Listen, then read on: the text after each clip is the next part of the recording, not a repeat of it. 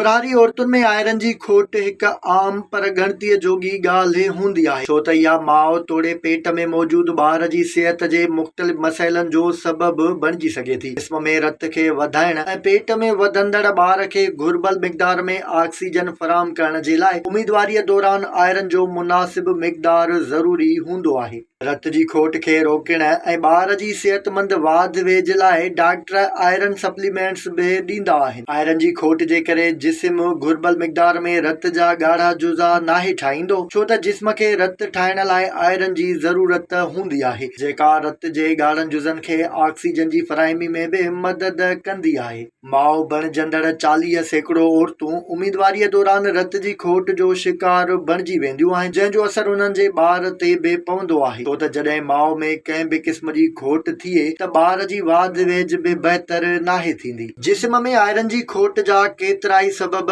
थी सघनि था, जंहिंमें सभ खां आम आयरन वारी खुराक जो घटि इस्तेमाल, उमीदवारीअ दौरान आयरन जी ज़रूरत में वाध, हेज़ या मादे मां रत जी खोट ऐं मुख़्तलिफ़ सिहत जा मसइला जहिड़ोक सीलिक बीमारी या सोज जे करे आयरन जो घटि ॼमण शामिल आहे। उन खां सवाइ आंडनि जी बीमारी ऐं ॿिया सबब बि थी सघनि था, पर आयरन जी खोट जो शिकार औरतूं आयरन वारी खुराक जो इस्तेमाल करे जिस्म में कुदरती तौर आयरन जो मिक़दार वधाए सघनि थियूं। अहिड़ी खुराक में ॻाढ़ो गोश्त, मच्छी ऐं अंडा शामिल आहिनि, जॾहिं त दालियूं, चणा, फरियूं, अन, लिव वारा मेवा, ॾिज, पालक ऐं मुख़्तलिफ़ पननि वारियूं सब्जियूं बि आयरन वधाइण जो बहितरीन ज़रियो बणिबियूं आहिनि। उन्हनि सब्जियुनि खे विटामिन सी वारी खुराक सां मिलाइण, जहिड़ोक लीमो ऐं स्ट्रॉबेरी वग़ैरह आयरन जज़ब करण खे वधाईंदा आहिनि। आयरन वारी शयुनि खे सुबुह जे खाधे में शामिल कनि त ॻोरारी औरतुनि लाइ तमामु बहितरीन साबित थींदो। इन लाइ इहो बि ज़रूरी आहे त वक़्त सिर आयरन जी टेस्ट कराइण घुर्जे ऐं घणी खोट थियण जी सूरत में डॉक्टर सां ज़रूर राबितो कयो वञे।